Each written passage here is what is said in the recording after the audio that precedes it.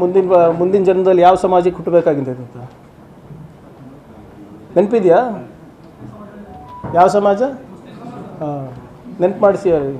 ಮತ್ತು ಅವ್ರು ಔರಂಗಜೇಬ್ ಆಗ್ಬೇಕಂತಾರ ಮುಂದಿನ ಜನ್ಮದಲ್ಲಿ. ಇದೆಲ್ಲ ಏನು ಹೊಸದು? ಜನ ನಿಮಗೆ ಇಂಡಸ್ಟ್ರಿ ಮಿನಿಸ್ಟರ್ ಮಾಡಿಸಿದಾರಲ್ಲಿ. ತೊಗೊಂಡು ಬನ್ನಿರಿ ಬಂಡವಾಳ ಕರ್ನಾಟಕಕ್ಕೆ ನಿಮ್ಮ ಹೆಸರು ಹೇಳ್ಬಿಟ್ಟು ನಾವು ಜೈಕಾರ ಹಾಕ್ತೀವಿ. ಮೊಹಮ್ಮದ್ ಗೋರಿ, ಮೊಹಮ್ಮದ್ ಗಜ್ನಿ, ಏನಿದು ಇಡೀ ಜಗತ್ತಿನಲ್ಲಿ ಆರ್ಟಿಫಿಷಿಯಲ್ ಇಂಟೆಲಿಜೆನ್ಸ್ ಬಗ್ಗೆ ಮಾತಾಡ್ತಾ ಇದ್ರೆ ಇವ್ರು ಔರಂಗಜೇಬ್ ಬಗ್ಗೆ ಮಾತಾಡ್ತಾರೆ. ಇದಕ್ಕೆ ಇವ್ರಿಗೆ ಮತ ಹಾಕಿರೋದು ಇವರು.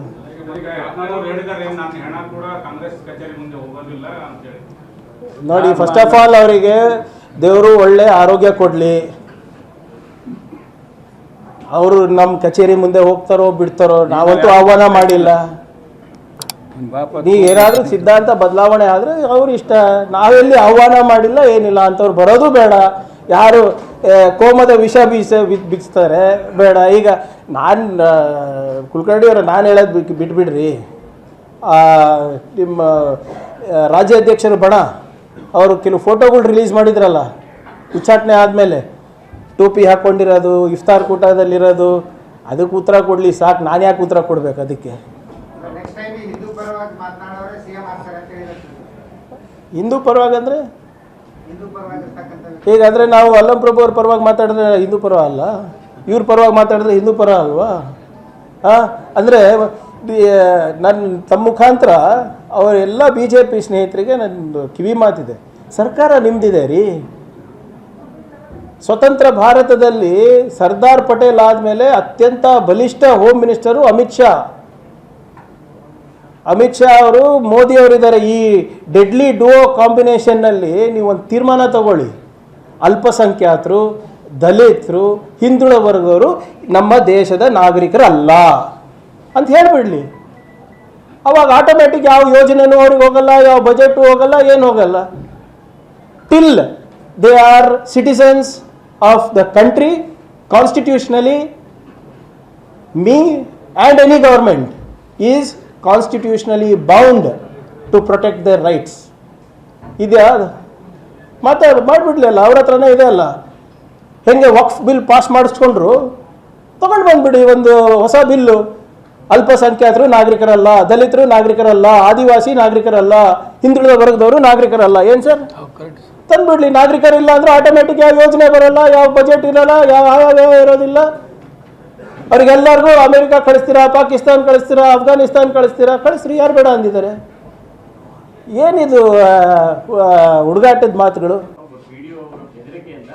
ನೋಡಿ, ದಯವಿಟ್ಟು ಕ್ಷಮಿಸಬೇಕು, ಅದ್ರ ಬಗ್ಗೆ ಹೆಚ್ಚು ಮಾತಾಡ್ಲಿಕ್ಕೆ ಹೋಗಲ್ಲ. ಯಾಕಂದರೆ ಅದು ನೊಂದಿದ್ದು ನಿಜ, ಆದರೆ ಅದರಿಂದನೇ ಆಗಿದೆ ಅಂತ ನಾನು ಹೇಳಕ್ಕೆ ಹೋಗೋದಿಲ್ಲ. ಯಾಕಂದರೆ ಅವರು ನನಗೆ ಭಾಳ ನಿಕಟ ಸಂಪರ್ಕ ಇದ್ದವರು. ಅವರು ಭಾಳ ಪ್ರಗತಿಪರವಾಗಿ ಇದ್ದವರು. ನನಗೂ ನನ್ನ ಮೊದಲನೇ ಬಾರಿ ಕ್ಯಾಂಡಿಡೇಟ್ ಆದಾಗಿಂದನೂ ಅವ್ರ ಜೊತೆ ಸಂಪರ್ಕ ಇದೆ. 20 ವರ್ಷ ಆಗಿದೆ. ಬಹುಶಃ ಮೊದಲನೇ ಬಾರಿಗೆ ನಮ್ಮ ತಾಲೂಕಿನಲ್ಲಿ ಕರ್ನಾಟಕ ಸಾಹಿತ್ಯ ಪರಿಷತ್ ವತಿಯಿಂದ ಸಾಹಿತ್ಯ ಸಮ್ಮೇಳನ ಮಾಡಿದಂಥ ವ್ಯಕ್ತಿಯವರು. ಸೊ ಅದರಿಂದ ಅದು ಏನೇ ಇದ್ದರೂ ಕೂಡ ನಾವು ವೈಯಕ್ತಿಕವಾಗಿ ನಾನು ಕೂಡ ಅವ್ರ ಋಣದಲ್ಲಿದ್ದೀನಿ. ಯಾಕಂದರೆ ಇಂಥ ಸಾಹಿತ್ಯ ಪರಿಷತ್ ಮಾಡಲಿಕ್ಕೆ ಅವಕಾಶ ಕಲ್ಪಿಸ್ಕೊಟ್ಟಿದ್ದರು ಅವರು ಇದ್ದಾರೆ. ಸೊ ಅದರಿಂದ ಅದ್ರ ಬಗ್ಗೆ ಹೆಚ್ಚು ಮಾತಾಡಲಿ. PDO ಆವಾಗಲೇ ಸಸ್ಪೆಂಡ್ ಆಗಿದ್ದಾನೆ, 1-2 ವಾರದ ಹಿಂದೆಯೇ ಸಸ್ಪೆಂಡ್ ಆಗಿದ್ದಾನೆ.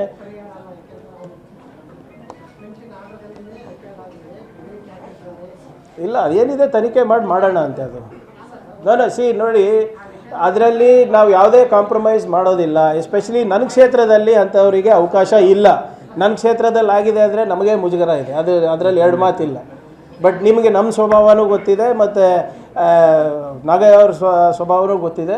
ಅದೇ ಯಾಕಂದರೆ ನಾನು ಅವ್ರ ಜೊತೆ ಭಾಳ ನಿಕಟವಾಗಿ ನಾನು ಸಂಪರ್ಕ ಹೊಂದಿದ್ದೆ. ಅದಕ್ಕೆ ನಾನು ಹೆಚ್ಚು ಮಾತಾಡ್ಲಿಕ್ಕೆ ಹೋಗ್ತಾ ಇಲ್ಲ. ಬಟ್ ಅದೇನೇ ಇದ್ದರೂ ಕೂಡ ಅವರ ಪರಿವಾರಕ್ಕೆ ನಾನು ಮಾತಾಡ್ಕೊಂಡು ಬಂದಿದ್ದೇನೆ. ಅದೇನಿದ್ರು ಕೂಡ ನಾವು ಅವ್ರ ಜೊತೆ ಇರ್ತೀವಿ, ಪರಿವಾರ ಜೊತೆ ಇರ್ತೀವಿ. Thank you. ಕೌಂಟರ್ ಕೊಡೋದೇನಕ್ಕೆ ಇವರೇ? ನಾವು ಒಂದು ನಿಯಮ ಮಾಡಿದ್ದೇವೆ, ನಾವು ಒಂದು ವಿಧೇಯಕ ತಂದಿದ್ದೇವೆ. ಆ ವಿಧೇಯಕ ಎಲ್ಲಿ ಅಂಗೀಕಾರ ಆಗಿದೆ? ಮೇಲ್ಮನೆಯಲ್ಲಿ ಮತ್ತು ಕೆಳಗೆ ಮನೆಯಲ್ಲಿ ಅಂಗೀಕಾರ ಆಗಿದೆ. ಅಂಗೀಕಾರ ಆದಮೇಲೆ ಅದು ನಿಯಮ ಆಗಬೇಕಲ್ವಾ? ವಿಧೇಯಕ ಅನುಷ್ಠಾನಕ್ಕೆ ಬರಬೇಕಲ್ಲ. ಅದಕ್ಕೆ ರಾಜ್ಯಪಾಲರು ಅಡ್ಡಿಪಡಿಸೋದು ಎಷ್ಟು ಕರೆಕ್ಟು? ಅಸೆಂಬ್ಲಿ ಪಾಸ್ ಆಗಿರೋದು, ನಾವೇನು ಆರ್ಡಿನೆನ್ಸ್ ತಂದಿಲ್ಲ. ನಮ್ಮದು ಆಮೇಲೆ ಹೌದು, ನಾವು ಏನೋ ಬೇರೆ ವಿಭಿನ್ನವಾಗಿ ಮಾಡ್ತಾ ಇದ್ವಿ, ವಿನೂತನವಾಗಿ ಮಾಡ್ತಾ ಇದ್ವಿ, ಅಧಿಕಾರ ಕಸ್ಕೊಳ್ಳೋಂಥ ಕೆಲಸ ಮಾಡ್ತಾ ಇದ್ದೀವಿ, ಏನು ಸಂವಿಧಾನವನ್ನು ನಾವು ಏನೋ ಕೊಗ್ಗೊಲೆ ಮಾಡ್ತಾ ಇದ್ದೀವಿ ಅಂದರೆ ನೀವು ಬನ್ನಿ. ಆ್ಯಸ್ ಅ ಗವರ್ನರ್ ನಿಮಗೆ ಎವ್ರಿ ರೈಟ್ ಇದೆ, ಹಕ್ಕಿದೆ. ನೀವು ಸರಿಯಾಗಿ ಮಾಡ್ತಾ ಇಲ್ಲ ಈ ಸರ್ಕಾರ ಕೆಲಸ ಅಂದ್ಬಿಟ್ಟು ಕಿವಿ ಹಿಂಡ್ಬೋದು, ನಮಗೆ ಇಲ್ಲ ಅಂತಿಲ್ಲ.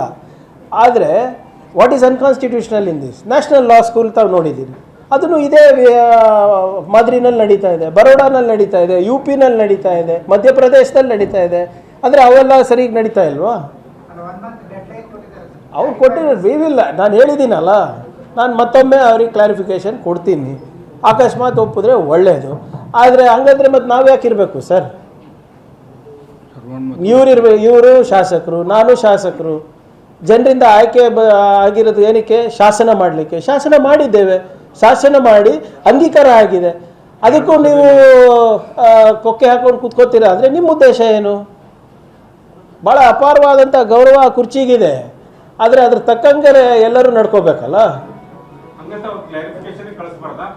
ಕ್ಲಾರಿಫಿಕೇಶನ್ ಎಲ್ಲಿ ಕಳಿಸಿದ್ದಾರೆ? ರಿಜೆಕ್ಟ್ ಮಾಡಿದ್ದಾರೆ. ಕ್ಲಾರಿಫಿಕೇಶನ್ ಕಳಿಸಿದ್ರೆ 100% ಕೊಡ್ಲಿಕ್ಕೆ ತಯಾರಿದ್ದೇವೆ ನಾವು.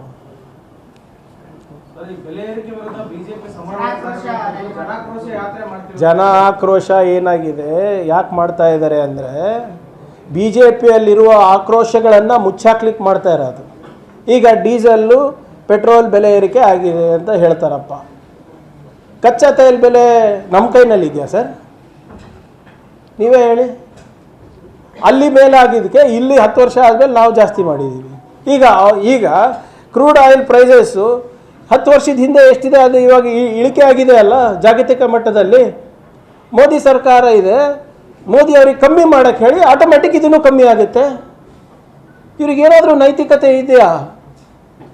ಜನ ಯಾಕೆ ಇವರಿಗೆ ಅಬ್ಕಿ ಬಾರ್ 400 ಪಾರ್ ಘೋಷಣೆಯನ್ನು ಕೇಳಿಬಿಟ್ಟು ಯಾಕೆ ಇವರಿಗೆ ಇದು ಕೊಟ್ಟಿಲ್ಲ ಅಂದರೆ ಇವರಿಗೆ ಮ್ಯಾಂಡೇಟು ಬೆಲೆ ಏರಿಕೆನೂ ಕೂಡ ಒಂದೇ, ಅದೂ ಕಾರಣ ಅಲ್ವಾ? ರಾಜ್ಯ ಸರ್ಕಾರ ಹೆಂಗೆ ಕಾರಣಭೂತರಾಗ್ತಾರೆ ಇದಕ್ಕೆ ಹೇಳಿ? ಈಗ ಇದೆಲ್ಲ ಕೂಡ ನಮ್ಮ ಕೈನಲ್ಲಿದೆಯಾ? ಆರ್ಥಿಕ ನೀತಿಗಳು, ರಾಷ್ಟ್ರ ಆರ್ಥಿಕ ನೀತಿಗಳು. ಅವ್ರು ಜಾಸ್ತಿ ಮಾಡಿದಾಗ, ಅವ್ರು ಟ್ಯಾಕ್ಸ್ಗಳು ಜಾಸ್ತಿ ಮಾಡಿದಾಗ, ಇಲ್ಲ ಇದು ರಾಷ್ಟ್ರದ ಒಂದು ಬಲಿಷ್ಠ ರಾಷ್ಟ್ರ ಕಟ್ಟಲಿಕ್ಕೆ ಅಂತ ಅವ್ರು ಹೇಳ್ತಾರೆ. ಹೌದಾ ಇಲ್ಲ? ಅವ್ರು ಯಾವಾಗ ಟ್ಯಾಕ್ಸ್ ಜಾಸ್ತಿ ಮಾಡಿದ್ದಾರೆ, ಸೋಂಕು ಜಾಸ್ತಿ ಮಾಡಿದ್ದಾರೆ, ಅವಾಗೆಲ್ಲ ಹೇಳಿದೇನು? ಇಲ್ಲಪ್ಪ ಇದು ರಾಷ್ಟ್ರ ಬಲಿಷ್ಠ ಮಾಡಲಿಕ್ಕೆ, ಆರ್ಥಿಕ ವ್ಯವಸ್ಥೆಯನ್ನು ಸುಭದ್ರಗೊಳಿಸಲಿಕ್ಕೆ ಅಂತ. ಅವ್ರು ಮಾಡಿದ್ರೆ ಮಾಸ್ಟರ್ ಸ್ಟ್ರೋಕ್ಗಳು, ನಾವು ಮಾಡಿದ್ರೆ ಸಮಸ್ಯೆ ಆಗ್ತದೆ ಜನರಿಗೆ. ಈಗಲೂ ಅದೇ ಹೇಳ್ತಾ ಇದ್ದೀನಿ, ದಯವಿಟ್ಟು UPA ಸಂದರ್ಭದಲ್ಲಿ ಎಷ್ಟು ಇತ್ತು ಪೆಟ್ರೋಲ್ ಡೀಸೆಲ್ ದರ ಅಷ್ಟಕ್ಕೆ ತೊಗೊಂಡು ಬನ್ನಿ, ಅದು ಆಟೋಮೆಟಿಕ್ ಕಮ್ಮಿ ಆಗ್ತದಲ್ಲ ನಮ್ಮದು. ಅದು ಜನ ಆಕ್ರೋಶ ಏನು ರ್ಯಾಲಿ, ಇದು ಬೋಗಸ್ ರ್ಯಾಲಿ ಇದೆ. ಈಗ ತಾನೇ ಚಿತ್ತಾಪುರಿಂದ ಬರ್ತಾ ಇದ್ದೆ, 50 ಜನ ಇಲ್ಲ ಅಲ್ಲಿ. ಆಟೋನಲ್ಲಿ ಮಾತ್ರ ಪಾಪ ಕೂಗಕ್ಕೊಬ್ಬರಿಗೆ ಇಟ್ಕೊಂಡಿದ್ದಾನೆ. ಇವರು ಮಾಡ್ತಾ ಇರೋ ಆರ್ಥಿಕ ನೀತಿಗಳಿಂದ ಇವತ್ತು ನಮ್ಮ ರಾಜ್ಯಕ್ಕೆ ಅಫೆಕ್ಟ್ ಆಗ್ತಾ ಇದೆ. ಎಲ್ಲಿದೆ ರೀ ಕೇಂದ್ರ ಸರ್ಕಾರದ ದುಡ್ಡು ಬರ್ತಾ ಇದೆಯಾ? ಇಲ್ಲಿ ಎಲ್ಲ ಪ್ರಾಜೆಕ್ಟ್ಗಳು ನಿಂತೋಗಿದೆ. ಈಗ ಕಲಬುರಗಿ MP ಅವರು ಎಲೆಕ್ಟ್ ಆದಮೇಲೆ ಸ್ವಲ್ಪ ಕಚೇರಿಗಳು ಅಡ್ಡಾಡಿದ ಮೇಲೆ ಇವಾಗ ಸ್ವಲ್ಪ ದುಡ್ಡು ಬಿಡುಗಡೆ ಆಗಿದೆ CRF ಇಂದ. ಇಲ್ಲದ್ರೆ ಸೆಂಟ್ರಲ್ ಸ್ಪಾನ್ಸರ್ಡ್ ಸ್ಕೀಮ್ಸು ಮುಂಚೆ 40-60 ಇತ್ತು, ನಮ್ಮ ಪಾಲು 40%, 60% ಕೇಂದ್ರದ್ದು ಇರ್ತಾ ಇತ್ತು. ಇವಾಗ ಎಷ್ಟಿದೆ? ಉಲ್ಟಾ ಆಗಿದೆ, 60-40. ಫೋಟೋ ಮಾತ್ರ ಅವ್ರದ್ದು. ಜಲ್ ಜೀವನ್ ಮಿಷನ್ ಏನು 50-50 ಇದೆ ನಮ್ಮದು. ಫೋಟೋ ಇದೆ, ನಂದು ನೋಡಿದ್ದೀರಾ ಯಾವತ್ತನ ಫೋಟೋ? JJMನಲ್ಲಿ 3,200-3,200 ಕೋಟಿ ರೂಪಾಯಿ ನಮಗೆ ಬರಬೇಕಾಗಿತ್ತು ಹೋದ ವರ್ಷ. ಬಂದಿದ್ದು ಎಷ್ಟು ಗೊತ್ತಾ? 517 ಕೋಟಿ ರೂಪಾಯಿ. ಪ್ರಾಜೆಕ್ಟ್ಗಳು ನಿಲ್ಬಾರ್ದು ಅಂದ್ಬಿಟ್ಟು ನಾವು 2,500 ಕೋಟಿ ರೂಪಾಯಿ ರಾಜ್ಯ ಸರ್ಕಾರವನ್ನು ನಾವು ಭರಿಸಿದ್ದೇವೆ. ನಾನು ಪತ್ರ ಬರೆದೆ ಮಂತ್ರಿಗಳಿಗೆ, ಸರ್ ನಿಮ್ದು ಇನ್ನೂ ದುಡ್ಡು ಬಂದಿಲ್ಲ, ನಮಗೆ 2,500 ಕೋಟಿ ರೂಪಾಯಿ ಚಿಲ್ಲರೆ ಬರಬೇಕು ಅಂತ ಕೇಳಿದಾಗ ನನಗೆ ವಾಪಸ್ ಪತ್ರ ಏನು ಬರೆದಿದ್ದಾರೆ ಗೊತ್ತಾ? ನಮ್ಮ ಹತ್ರ ದುಡ್ಡಿಲ್ಲ, ನೀವು ಕಟ್ಟಿ ಮುಂದಿನ ಆರ್ಥಿಕ ವರ್ಷದಲ್ಲಿ ನಾವು ನಿಮ್ಗೆ ಏನು ಪಾವತಿ ಮಾಡ್ತೀವಿ ಅಂತ ಲಿಟ್ರ್ ಇದೆ, ತೋರಿಸ್ಲಾ? ಇವ್ರ ಯೋಗ್ಯತೆಗೆ ಸರಿಯಾಗಿ ನೋಡ್ಕೊಳಕ್ಕಾಗಿಲ್ಲ ಆರ್ಥಿಕ ನೀತಿಗಳು. ಇವತ್ತು ಬಂದು ನಮ್ಗೆ ಕತೆ ಹೇಳ್ತಾರೆ ಇವರು. ನಮ್ಮದು ತೆರಿಗೆಯಿಂದ ಇವತ್ತು ರಾಷ್ಟ್ರ ನಡೀತಾ ಇದೆ ಸ್ವಾಮಿ. ನಾವು ಕಟ್ಟುವ 1 ರೂಪಾಯಿಗೆ ಇವತ್ತು ನಮಗೆ ವಾಪಸ್ ಬರ್ತಾ ಇರೋದು ಎಷ್ಟು ದುಡ್ಡು? ನಮಗೆ 13 ಪೈಸೆನೂ ಸರಿಯಾಗಿ ಬರ್ತಾ ಇಲ್ಲ ನಮಗೆ.